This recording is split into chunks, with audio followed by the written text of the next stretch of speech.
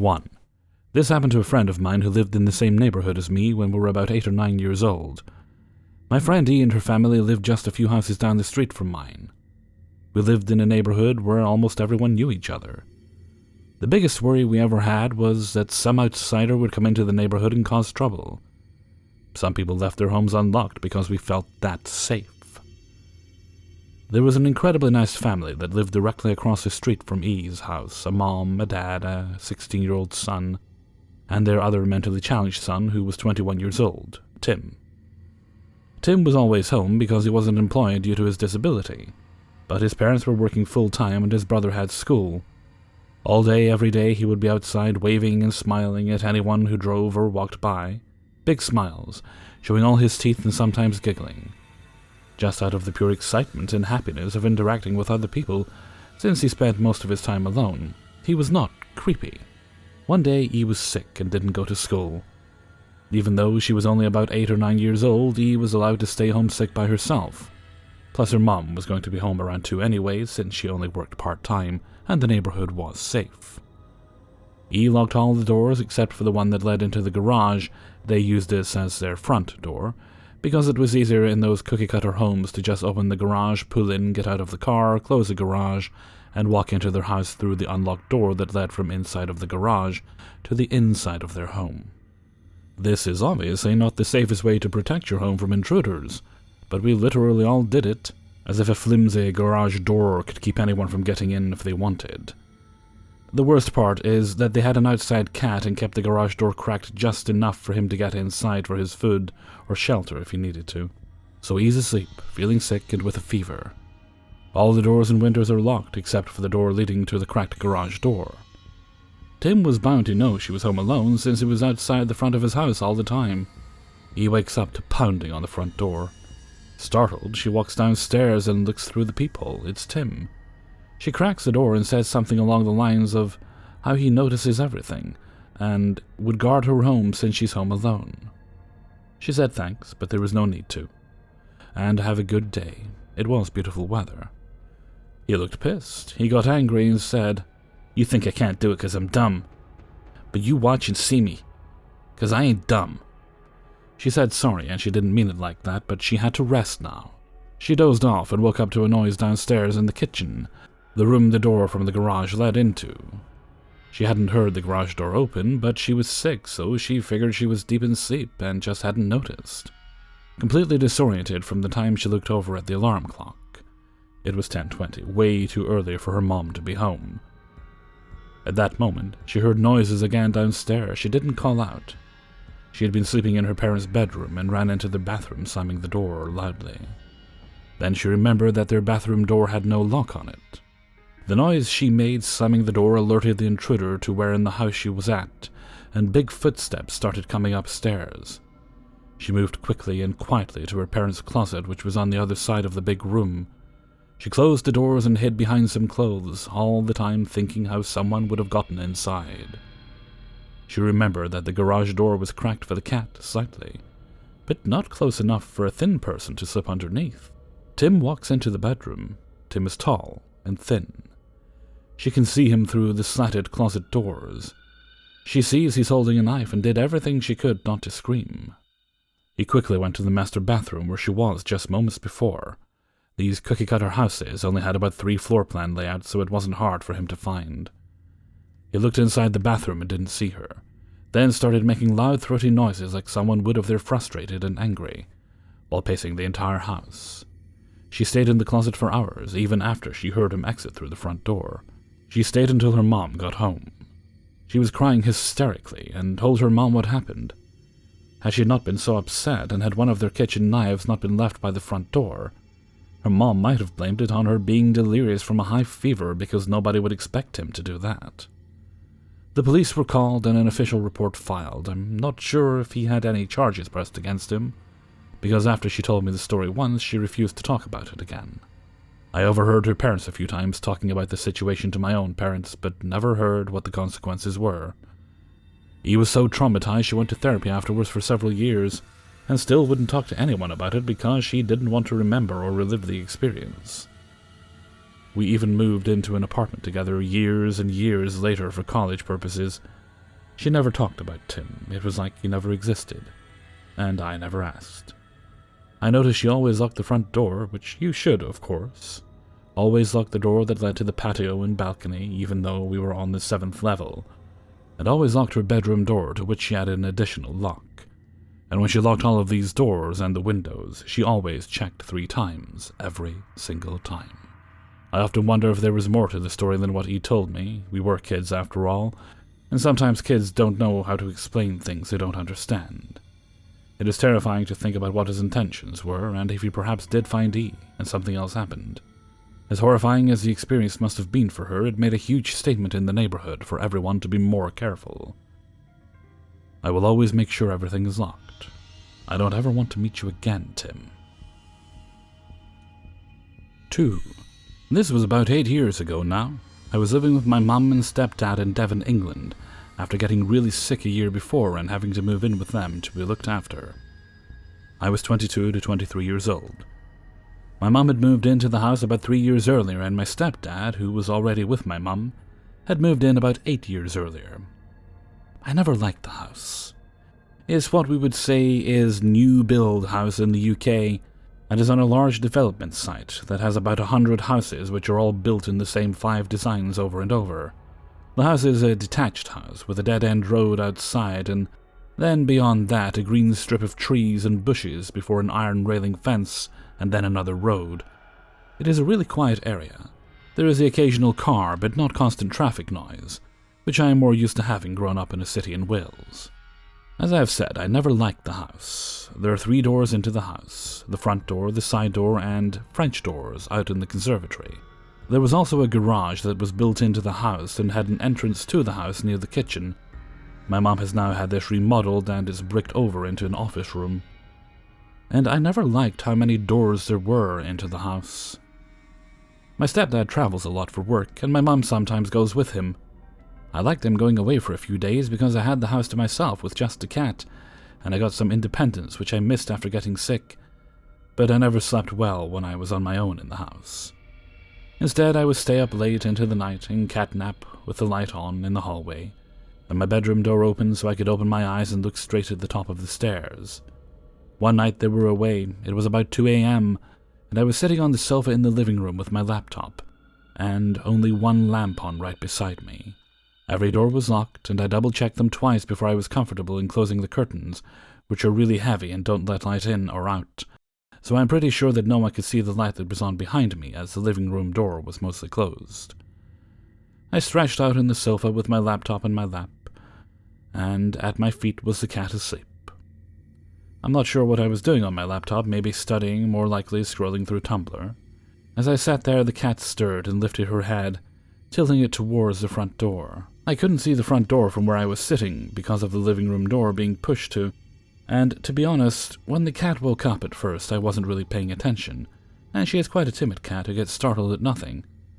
Of course, maybe she can see demons. The cat stirred properly, still looking intently at the living room door, and as I finally paid attention to her, I noticed that the hallway beyond the door was lit up by the porch security light through the glass window in the front door. I was wary, but not overly worried straight away, because I noticed that the light comes on when foxes run past the house. I got up and moved towards the living room door, but before I opened it, I could hear the handle of the door being very slowly pulled down. It was an old wooden door rather than the PVC doors you get usually, and it was basic mortise or slash lock. I had locked the door, removed the key earlier, and put across these really flimsy bolts at the top and bottom. I could hear the handle being really slowly pulled down because it squeaked slightly, and the bearish rattle of the door, and I was terrified. I picked up my mobile from the coffee table really quick, preloaded 999 into it just so I had to press call, if need be, before opening the living room door. The porch light was still on, and through the glass which was frosted I could see the outline of a man standing to one side of the door, and the handle was pressed all the way down. I froze for a second and had no idea how to react. The handle was obviously not opening the door, but he wasn't letting go. And I could see the door move very slightly as he seemed to push against the door. I finally shouted out something along the lines of, "Oi, what the fuck do you think you're doing?" and the handle snapped back up, and I stepped into the hall so he could see me through the glass like I could see him through it. There was a pause of what felt like the longest 5 seconds of my life of us looking at each other, and then the outline ran away back up the driveway, and it was too dark to see where he went. I didn't sleep that night at all, and kept going around making sure the doors were still locked. My mum and stepdad came home the next day, and I explained what had happened to my mum, and she thought maybe it had been someone drunk coming home from the pub and getting the wrong house, and not to worry too much about it.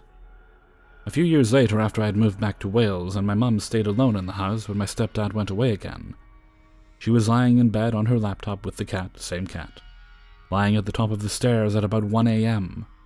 My mum had her bedside light on, but no other lights in the house, and as she watched, the cat stirred and looked down the stairs directly at the door. My mum got up to see what she was looking at, and looking down to the front door could see someone through the glass trying the handle again. She slapped the lights on quickly as she could and yelled down at them. Whoever it was scarpered as well. Not sure if the two instances are linked at all, considering the time frame between them.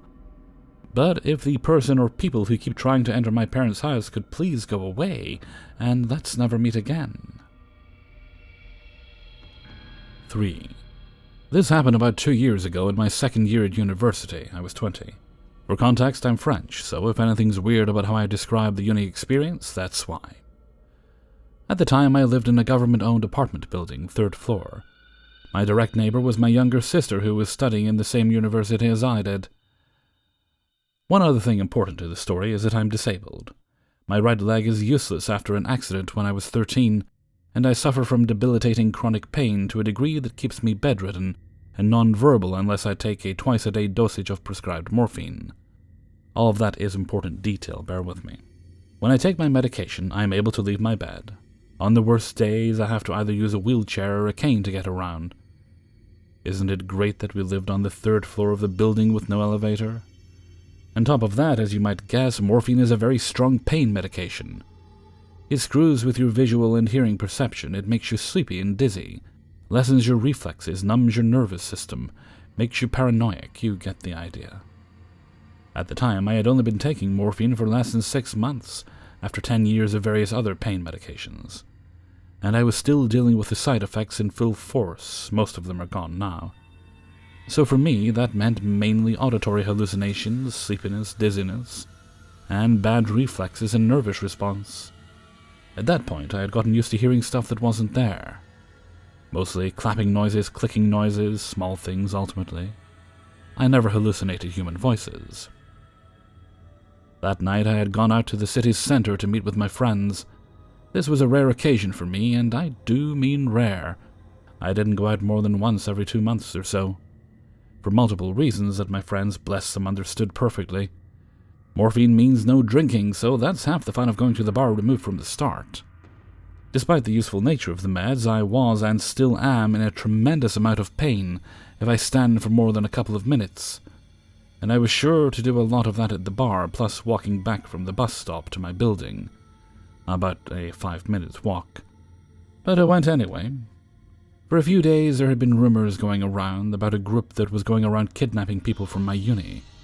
From memory, 2 girls had disappeared already, and it was suspected that a blue van was the vehicle used.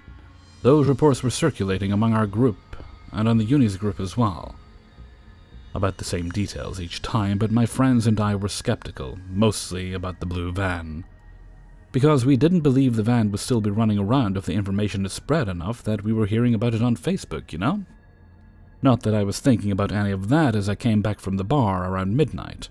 Early, I know, but I was in a lot of pain, and the bus stops at midnight. And missing it would mean waking up my sister so she could pick me up from the tram station, since I was physically unable to walk the 20 minutes required. I got into the bus, only 3 people there, and none got out at my bus stop. Now bear in mind that I was in an extreme amount of pain, so much that my vision was blurring out on the edges, and I was swaying a bit from side to side, trying to minimize the weight being put on my leg. On top of that, I had just taken a fast-working morphine dose to help get me through the 5 minutes walk back to my building. And unlike my twice-a-day high dose, these pills I could take to my discretion, whenever I need a quick relief. The downside of that very practical pill is it basically knocks you out in 30 minutes. You get so sleepy you can barely keep your eyes open, and basically you're high for about 20 minutes before either passing out or getting through it, and it gets better after a while.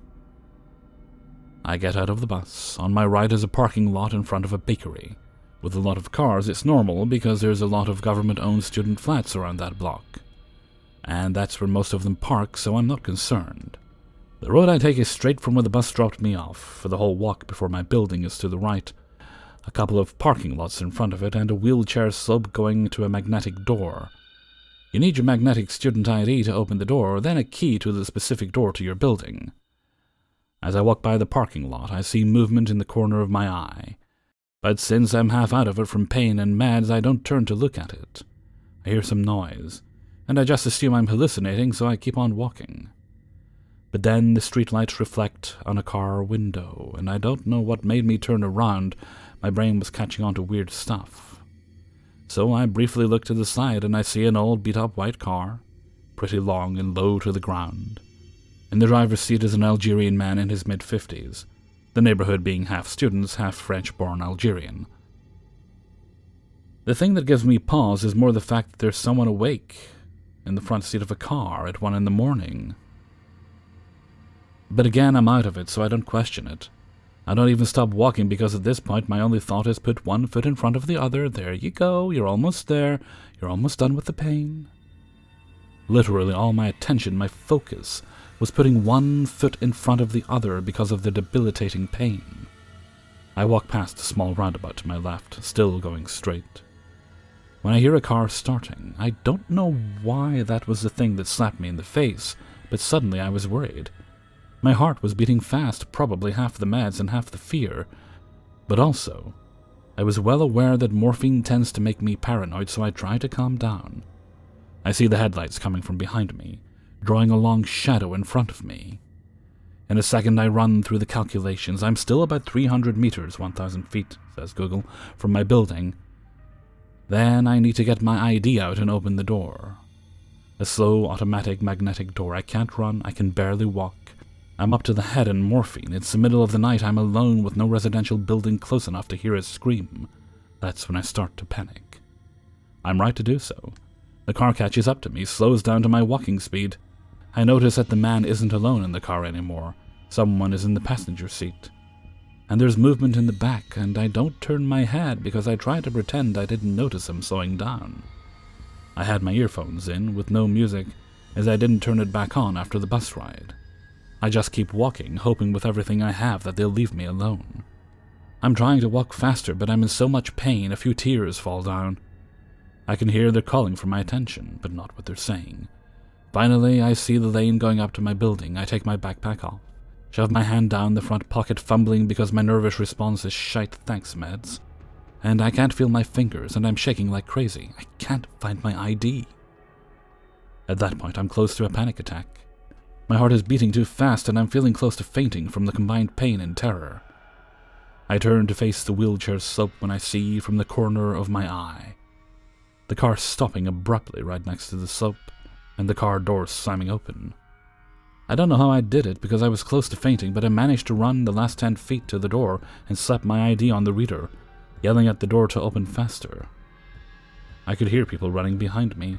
The door finally opened enough for me to slip in, and I slammed it shut behind me. I heard the men run into the door with a loud noise, and them cursing, then yelling things to me. I didn't stick around to hear what they had to say. I fumbled with my keys to the point of almost dropping them before opening the door to my flat complex. I got inside on shaky legs, and as soon as the door closed behind me, I dropped to the floor and had the worst panic attack of my life. When I managed to put myself back together and painstakingly climbed the 3 flights of stairs, I crawled into my sister's flat. We left our doors open for each other for precisely those circumstances, and woke her up, telling her the whole story. She told me later that I was deathly pale, so much that I was scared enough that she offered me to share her single bed that night. I was too fucked up to refuse. The worst part is this isn't the end of the story. My sister went out to bars a lot more than I did, as she's able-bodied and drop-dead gorgeous. About 3 weeks later, she called me in the middle of the night as she was coming back from a bar. She had seen the exact car I described in the parking lot at the bus stop. She didn't stop to see if there was anyone inside. She reacted and sprinted to our building.